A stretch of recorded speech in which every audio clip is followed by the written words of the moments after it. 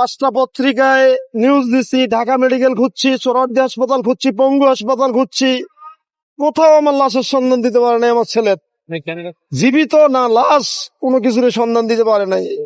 না দেওয়ার পরে আমি দীর্ঘ 1 বছর খোঁজার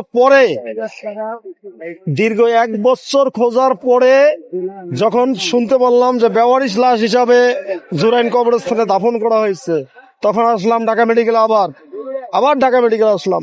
সেখান থেকে খুঁজতে খুঁজতে একবার পড়ায় শাহবাগ থানায়, একবার পড়ায় ঢাকা মেডিকেল, এরকম করে ঘুরতে পরে শাহবাগ থানার থেকে সাংবাদিকের মাধ্যমে শাহবাগ থানার থেকে আমাকে একটু সহযোগিতা করলো। সেখান থেকে আমার ডিএনএ নিল। ডিএনএ পরীক্ষা করার পরে পজিটিভ আইছে। এখন আমার ছেলে মারা গেছে। আমার ছেলে কিভাবে মারা গেল, কেন মারা গেল, আমি আজ পর্যন্ত জানতে পারলাম না। শুধু মারা গেছে এতটুকুই জানলাম ডিএনএ টেস্টের মাধ্যমে, তাও অনেক হয়রানি করার পরে। আজ 1.5 বছর পরে আজ খবর পেলাম আমার ছেলে মারা গেছে, ডিএনএ টেস্টের মাধ্যমে জানতে পারলাম।